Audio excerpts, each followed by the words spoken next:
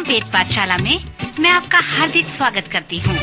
प्रिय श्रोता, परमेश्वर का वचन जीवित, पवित्र एवं सामर्थी है। आशा है कि आज के वचन से आपको आत्मिक लाभ होगा। तो लीजिए प्रस्तुत है ये संदेश। नमस्कार श्रोता, वेद पाठशाला की अगली कक्षा में आपका स्वागत है। यदि आप पहली बार इस अध्ययन में भाग ले रहे हैं तो यह बताने में मुझे प्रसन्नता है कि यह संपूर्ण पवित्र शास्त्र का अध्ययन है, जो पवित्र शास्त्र के प्रत्येक पुस्तकों का परिचय व रूपरेखा देता है, जिसे हम अपने जीवन के व्यावहारिक क्षेत्र में लागू कर सकते हैं। बाइबल के सर्वेक्षण में हमने उत्पत्ति की पुस्तक से प्रारंभ किया था और अब प्रायः सर्वेक्षण के अंतिम भाग में हैं। इन दिनों में हम याकूब की पत्री का सर्वेक्षण कर रहे हैं, जो नए नियम के अंत में पाए जाते हैं। पिछले अध्ययनों में हमने याकूब की पत्री से देखा कि याकूब पाप व उद्धार के उद्गम व परिणाम के विषय में क्या कहता है। इस अध्ययन में हम देखेंगे कि याकूब पवित्रीकरण के उद्गम व परिणाम के विषय में क्या कहता है। याकूब पवित्रीकरण के विषय में इस प्रकार कहता है, ध्यान से सुने। जब किसी की परीक्षा हो तो वह यह न कहे कि मेरी परीक्षा परमेश्वर की ओर से होती है, क्योंकि न तो बुरी बातों से परमेश्वर की परीक्षा हो सकती है और न वह किसी की परीक्षा आप करता है, परंतु प्रत्येक व्यक्ति अपनी ही अभिलाषा से खींचकर और फंसकर परीक्षा में पड़ता है। फिर अभिलाषा गर्भवती होकर पाप को जनता है और पाप जब बढ़ जाता है तो मृत्यु को उत्पन्न करता है। हे मेरे भाइयों, धोखा न खाओ, क्योंकि हर एक अच्छा वरदान और हर एक उत्तम दान ऊपर ही से है और ज्योतियों के पिता की ओर से मिलता है, जिसे में न तो कोई परिवर्तन हो सकता है और न अदल बदल के कारण उस पर छाया पड़ती है। उसने अपनी ही स्वेच्छा से हमें सत्य के वचन के द्वारा उत्पन्न किया, ताकि हम उसकी सृष्टि की हुई वस्तुओं में से एक प्रकार के प्रथम फल हों। नए नियम में 3 लोग हैं जो याकूब कहलाते हैं। 2 प्रेरित थे, एक जब्दी का पुत्र याकूब था और दूसरा हल्फै का पुत्र याकूब था। फिर एक और याकूब था जो यीशु मसीह का भाई था, जिसने इस पत्री को लिखा है, जिसका हम सर्वेक्षण कर रहे हैं। हमने सीखा कि याकूब बहुत व्यवहारिक व्यक्ति था। पहले अध्याय के प्रारंभिक कथन में वो कहता है कि हम आंधी, परीक्षा व समस्याओं के उद्गम व परिणाम के विषय में जानें। उसने हमें कहा है कि हमारे आंधी व परीक्षा हमारे लिए अच्छे हो सकते हैं, विशेष करके यदि हम परमेश्वर से बुद्धि व आश्चर्य कर्म प्राप्त करते हैं, ताकि उसके द्वारा उन आंधियों को प्रत्युत्तर दे सकें, तो ऐसे समय में ये हमारे लिए अच्छा होता है। परंतु फिर भी पहले अध्याय में याकूब ने हमें पाप के उद्गम व परिणाम तथा पाप के लिए परीक्षा में पड़ने के विषय में बताया है। उसने हमें कहा है कि परीक्षा द्वारा पाप में पड़ने का स्रोत परमेश्वर नहीं है। मनुष्य का पाप की ओर बढ़ने में परमेश्वर का कोई हाथ नहीं है। इसलिए याकूब चाहता है कि हम स्पष्ट रूप से परीक्षा व संकट में पड़ने के विषय में, जो हमें आत्मिक रूप से बढ़ाता है, उसे जानें, और पाप में पड़ने की परीक्षा, जो हमारे आत्मिक जीवन को नष्ट कर देता है, उसे जान लें। और वह चाहता है कि हम दोनों के मध्य में उसके अंतर को समझें। यदि आप पहले अध्याय का अध्ययन करते हैं तो याकूब इस बात का वर्णन करता है जिसे हम पाप की संरचना कहते हैं। याकूब हमें पाप के उद्गम, पाप के प्रलोभन, पाप की चालाकी, पाप के परिणाम और पाप के दंड के विषय में बताया है। पाप हमेशा उसकी मजदूरी चुकाता है। संसार की अर्थव्यवस्था एक बार अस्थिर हो जाएगा, घटेगा, बढ़ेगा, परंतु पाप हमेशा अपनी मजदूरी चुकाता है। याकूब हमें स्मरण दिलाता है कि पाप की मजदूरी मृत्यु है। इसके बाद वह हमें सुसमाचार भी बताता है कि उसी पाप के लिए समाधान व हल भी है। इस संदर्भ में याकूब ने हमें उन आंधियों के विषय में बताया है जिसका हम सब सामना करते हैं। प्रथम अध्याय में जिस सच्चाई को हम समझते हैं उसे मैं पाप की संरचना कहता हूँ। याकूब कहता है, पाप तब प्रारंभ होता है जब कुछ देखते हैं और उसे पाने के लिए आकर्षित हो जाते हैं, अभिलाषा करते हैं और इस प्रकार उसे प्राप्त करके पाप कर लेते हैं। याकूब के अनुसार जब आप कुछ देखते हैं और उसे पाना चाहते हैं तो अभी तक आपने पाप नहीं किया है, पर जब उस वस्तु को देखकर उसे पाना चाहते हैं और आप में अभिलाषा आता है, फिर भी आप पाप में नहीं पड़े हैं। परंतु जब उस परीक्षा में पढ़कर उसे पाने के लिए आगे आते हैं तो आप में वो अभिलाषा की पाप आ जाती है और फिर आपके पाप की जो मजदूरी होगी वो मृत्यु होगा। याकूब चाहता है कि हम इस विषय को समझें।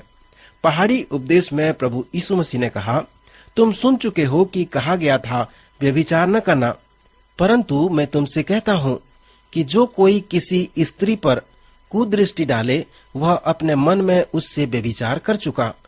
अनेक लोग हैं जो यीशु की शिक्षा को गलत समझ जाते हैं। यहाँ पर यीशु के कहने का तात्पर्य यह है, व्यभिचार करने से पहले जब तुम में अभिलाषा की विचार हो तो तुम उसे अपना मन दृष्टि हटा लो ताकि तुम उस युद्ध में विजय प्राप्त कर सको। यहाँ पर याकूब यीशु के उस शिक्षा को इसलिए दे रहा है क्योंकि उसकी शिक्षा इस प्रकार के पाप में पड़ने के लिए हल व समाधान है।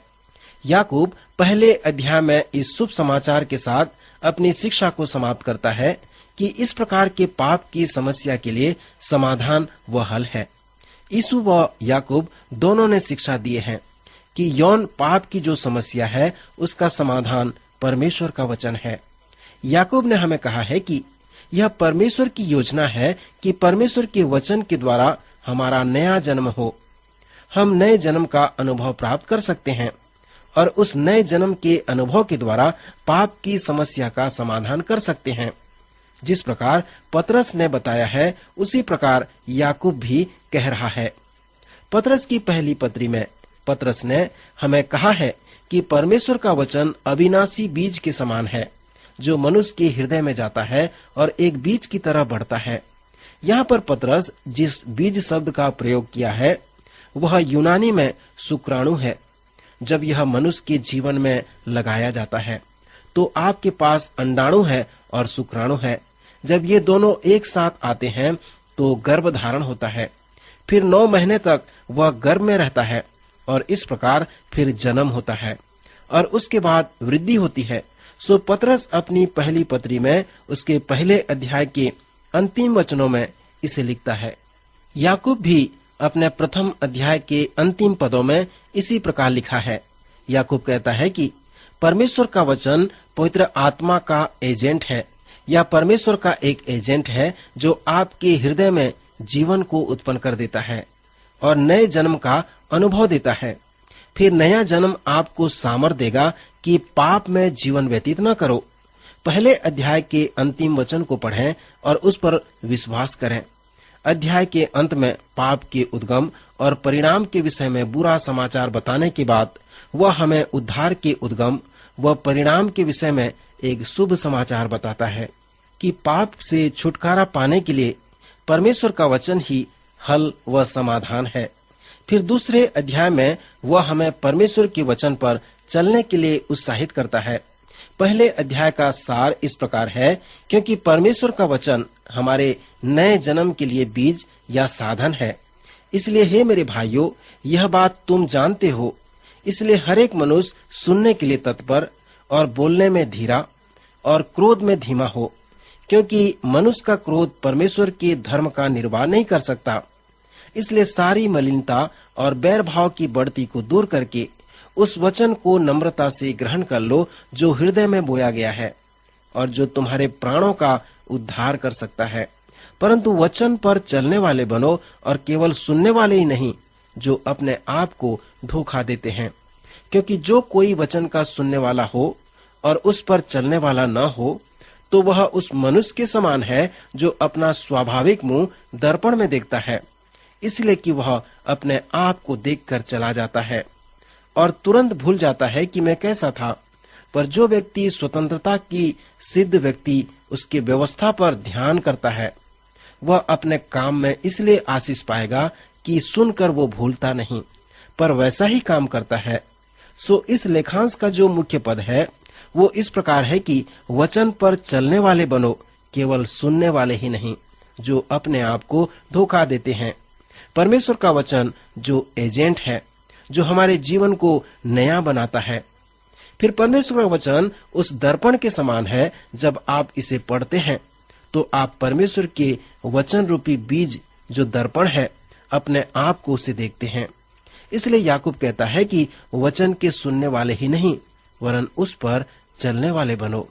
परमेश्वर के वचन को मानने और उसे अपने जीवन में लागू करने के विषय में बताने के बाद याकूब फिर से अपने भाई यीशु की शिक्षा को आगे लाता है, जैसे यीशु ने बीज बोने वाला दृष्टांत दिया था। सो याकूब कहता है, उस वचन को नम्रता से ग्रहण कर लो जो हृदय में बोया गया और जो तुम्हारे प्राणों को उद्धार कर सकता है। परमेश्वर का वचन जीवित है, जैसे इब्रानियों की पत्री में हम पढ़ते हैं, क्योंकि परमेश्वर का वचन जीवित, प्रबल और हर एक दोधारी तलवार से भी चोखा है और जीव और आत्मा को और गांठ गांठ और गुदे गुदे को अलग अलग करके वार पार छेदता है और मन की भावनाओं और विचारों को जांचता है और शारीरिक और आत्मिक बातों को आपके जीवन से अलग अलग कर देता है। परमेश्वर का वचन आपके हृदय की गहराई को छूता है और आपके हृदय से बातें करता है। जब आप इस वचन को सही रूप से प्रत्युत्तर देते हैं तो परमेश्वर का वचन आपके जीवन में आश्चर्य कर्म करता है और आपका जीवन नया हो जाता है। इसलिए याकूब ने गंभीरता पूर्वक कहा है कि वचन पर चलने वाले बनो, केवल सुनने वाले ही नहीं जो अपने आप को धोखा देते हैं, क्योंकि केवल सुनने वाले उस मनुष्य के समान हैं जो अपना स्वाभाविक मुंह दर्पण में देखते हैं और तुरंत भूल जाते हैं कि वो कैसे थे। श्रोता, मेरा समय समाप्त हो रहा है, पर इस चुनौती के साथ मैं आपको छोड़ना चाहता हूं कि सर्वप्रथम जिस प्रकार सुबह आप दर्पण में देखते हैं, उसी प्रकार परमेश्वर के वचन को पढ़ने का अभ्यास प्रतिदिन कर लें और वचन जो कहता है उसे पालन करें। जब तक आप परमेश्वर के वचन को अपने हृदय में लागू न करें, उसका पालन न करें, तो परमेश्वर का वचन जोर जबरन आपके हृदय में प्रवेश नहीं करेगा। जब तक हम अपने मन और धन उसे अर्पण न कर लें, तब तक हम उसके महान प्रेम का मिठास नहीं चख पाएंगे, क्योंकि वह केवल उनको संतोष देता है जो उसकी आज्ञा मानते हैं, उस पर भरोसा रखते हैं, उस पर विश्वास करते हैं। इसलिए यदि मसीह में आनंदित होना है तो उस पर भरोसा रखो, उसकी आज्ञाओं को मानो। ये वचन हमें बताते हैं कि परमेश्वर का वचन जो दर्पण है, कैसे हम प्रतिदिन उन्हें देखें। मित्र, जैसे आप इस वचन को पढ़ते हैं तो उस वचन को स्मरण करें कि यूहन्ना 2 में यीशु की माता ने कहा, जो कुछ वह तुमसे कहे वही करना। आप भी वचन को पढ़ें और वह जो कुछ आपसे कहे वही करें। प्रभु आज के वचन द्वारा आपको आशीष दे।